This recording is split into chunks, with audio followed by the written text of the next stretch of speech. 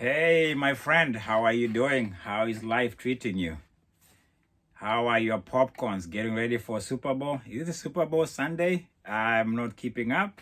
I'm keeping up with Tuko Riada 104. It's been a spell of desert experience lately. I hope you didn't cancel me. I hope you don't think I'm gone with the wind. No, I'm not. Is your friend again, JKKC, welcoming you to this platform where we chat, we kind of interact, we mentor each other, we disciple each other, and we do more. We just try to have a community of special people, human beings who are not bashing but blessing. What about that for starters? How's your weekend thus far? Is Sunday bright? Is Sunday best? The thing you are experiencing? If you are, I'm happy for you. Because in happiness, I'll share things. I'll kind of interrogate some subjects, some personalities that are bigger than life in the athletics world, in this Tukoriada, in an episode that seems to be been marinating for a while before I came into the air. And yeah, it's air time for me. We are on air right now. So tune in, sit down, stretch yourself a little bit, relax. Let's talk. What are we talking about? We are talking about goodness. We are talking about grace. We are talking about love. That's what we've done all along. And we are not going to slow down. We're not going to say enough is enough, because the river of love continues to flow. And you, my subscribers, you, my viewers, you, my likers, my neighbors, I know some of you watch this and they get excited and they come back to the well, to the oasis of love with your friend. And I was inspired this week by a goat. Hey, I didn't talk of curry goat. I didn't talk of that goat in your farm. I'm talking about Eliud Kipchoge.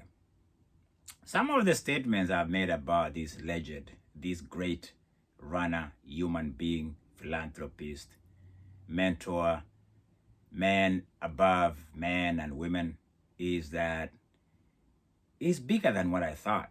Because I've been watching some documentaries on YouTube about Eliud Kipchoge. I've really taken time to investigate and analyze and see his spectrum of life and what he says and what he stands for.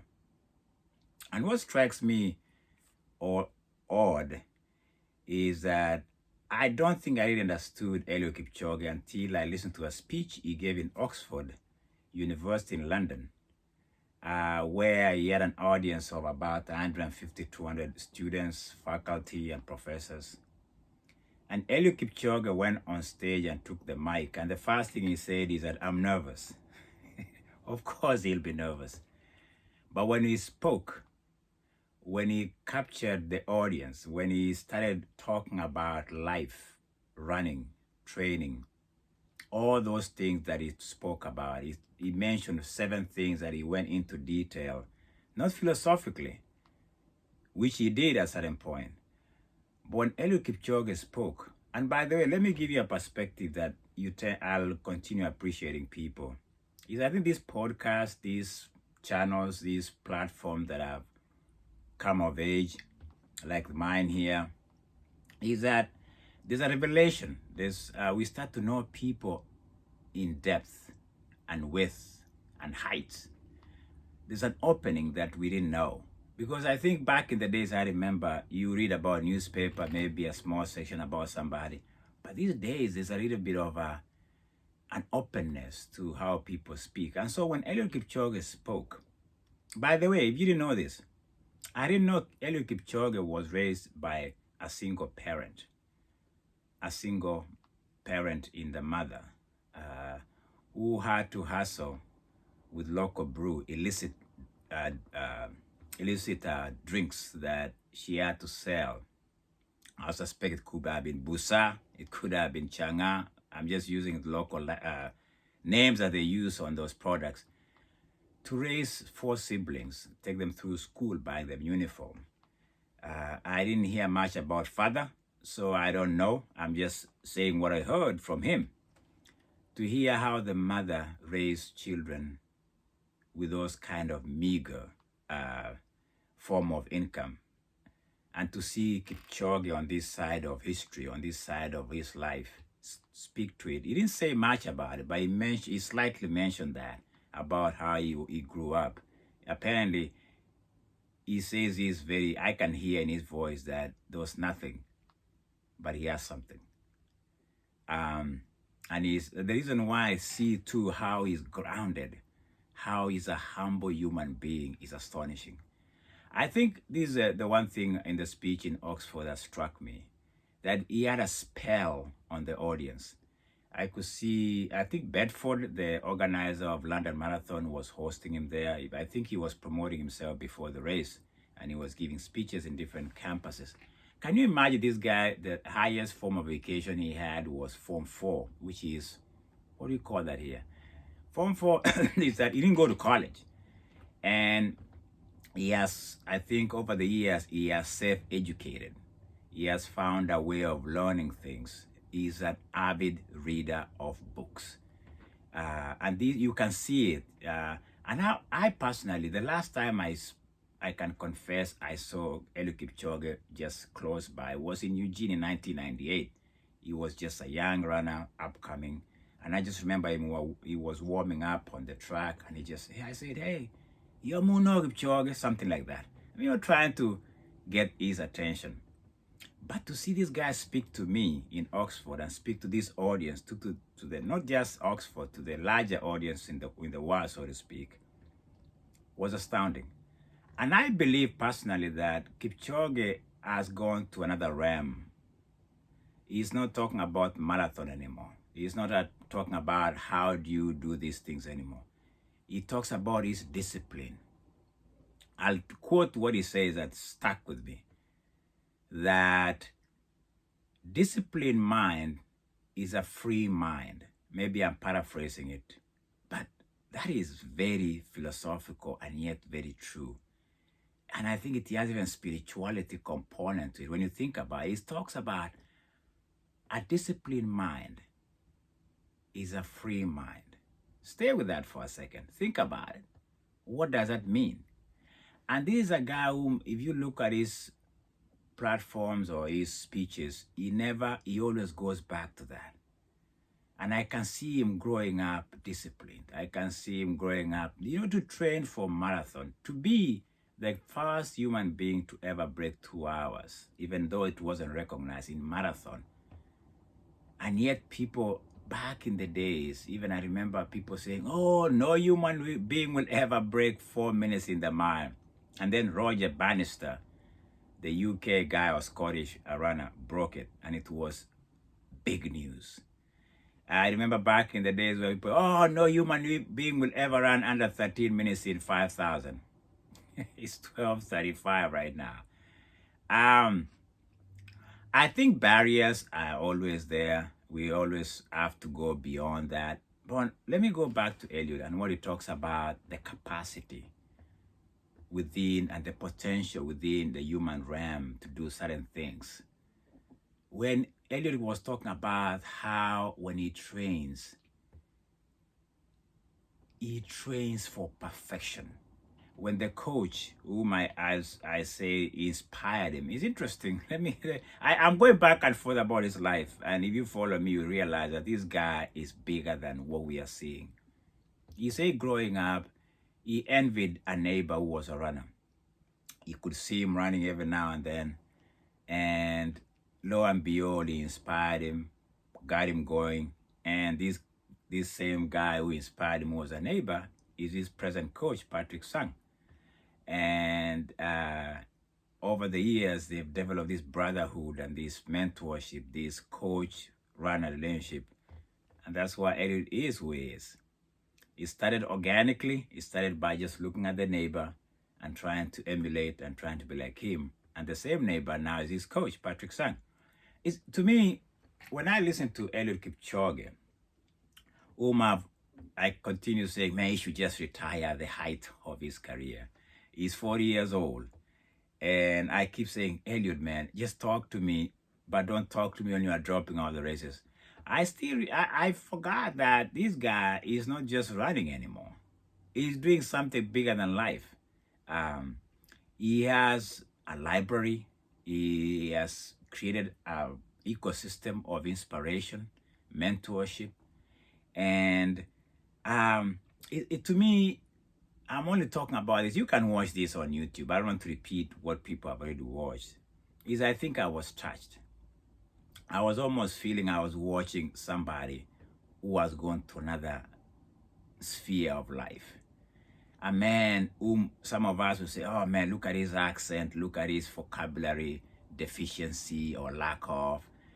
You are listening. But for me, I got zoomed in. I tapped into his understanding of life. For Eliud Kipchoge, is his life in a way that it speaks of why marathon is the ultimate way of disciplining and training. I've never done marathon.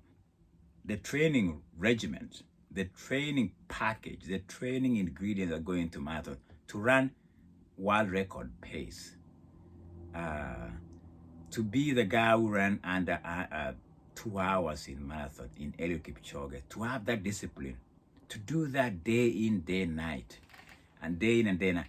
To me, I don't think we truly appreciate that because we are what? Spectators. We are not really engaged in life. We are just scratching the surface. I was watching him speak and the facial expressions, I would say, is more spiritual than athletic. And I don't say that more often. I don't say that casually either. I don't say that just to make you go watch this.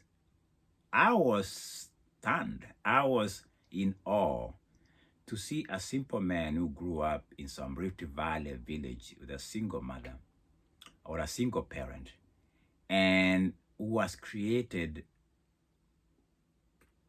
a space, an ecosystem, he's a Mount Rushmore kind of a person. Let me take him out of there. Let me take him to Mount Horeb. Let me take him to Mount Sinai. Maybe that's where people belong, not Mount Rushmore. Rushmore is full of politicians. And by the way, I was reading. I'm not done reading about Eliud Kipchoge. In fact, I think he's writing a book, and I'm ordering that book because I like to I like inspiration. I like people who strike you as extraordinary, and yet you can see their simplicity. Eliud Kipchoge is a farmer, is a husband, is a humanitarian, is a philanthropist, is an athlete, is a great, of the 20 marathon races he's ever done, he only lost 5. I don't know whether he's losing or he just had a bad day. That average for you, and I'm talking of a span, Eliud Kipchoge has been around almost 25 years in athletics. And to have that deep resume and CV in athletics is unprecedented. I don't think anybody he's standing alone at the top of his game. And I think what is extraordinary about Eliud Kipchoge is where he comes from. He's from Kenya. He's from Rift Valley. He's from a small village. His simplicity, his humility, his intellectual capacity, his take on life. I don't think we have anybody close to that. I would say maybe Ngugi wa Thiong'o in the literary world. I think Mother Karua in the environmental world, environmentalist. She was a great advocate for how we can safeguard our trees, our environment, so we can live in this world. So and yet she was murdered or she was persecuted. Who else can I talk about who inspires me in Kenya in this day and age? There are very few. There are a lot of noises in Kenya, but here is a voice of decency. Here is a voice of sense among the voices of rubbish and nonsense. Here comes Eliud Kipchoge, a humble man, a husband, whose daughter is about to go to college, whose love for trees and environment and people continue to inspire many, including me. And so to Eliud Kipchoge and the likes, when I talk of Eliud Kipchoge, I remember two of people like Tekla Lorupe, a woman, a matriarch, who was a great world record holder at one time in marathon, who has just lived her life to the fullest as a peacemaker among her people in West Pokot. People who they transcend the sport. When they speak above the sport. Yet the sport is a foundation, there's a discipline. The idea of a disciplined mind is a free mind. So that when Eliud Kipchoge was running, he says that he was free because he believed in the discipline of training. Yes. This weekend, my friend, this weekend, I hope you are inspired by Eliud Kipchoge and the likes in seeing that a disciplined mind is a free mind. It's free to love, it's free to live. It doesn't have to mince words when they speak it. I won't continue talking about what I heard, but it's for me. There's a new book that because of Eliud, I've just downloaded. Don't Move My Cheese. Do Not Move My Cheese. I think that's the title of the book. Let me tell you what I find within those pages. I'm going to be reading it. I'm going to be delving into it. I think it's the second person who has mentioned that book, so I got it. Do Not Move My Cheese. Is that the title of the book? I hope I don't make you see. No, it's a great book. He mentions it, and he talks about other books that he reads. And I think I'm not just trying to emulate Eliud Kipchoge. I'm trying to understand how greatness is made, because greatness is not something you emulate. You just take a few things here and there and kind of reconfigure it into your own system and see how it works for you. But for me, my takeaway from Eliud Kipchoge's speech in Oxford University back before he ran marathon back in I don't know which year that was, and in general his life, is that truly you are free when you have a disciplined mind, because you know what you want, and that you channel everything through that. My friend, it's great to be here. Again, continue being my fan, being my subscriber, being my liker if you can, and we can share. And again, if you think Eliud Kipchoge is great, you can always share what you've learned from him. I'm just sharing what I learned about him. I continue to be inspired daily. He's one of those guys, one of those people I've mentioned every now and then. I just don't like him. I don't like when he stops in a race. Maybe I'm expecting too much. He's human after all. He admits to that. I'll see you on the side of the pillow, my friend. May love and discipline and a free mind continue to be your gig. All right? See ya. JKKC Tuko Riada 104 episode.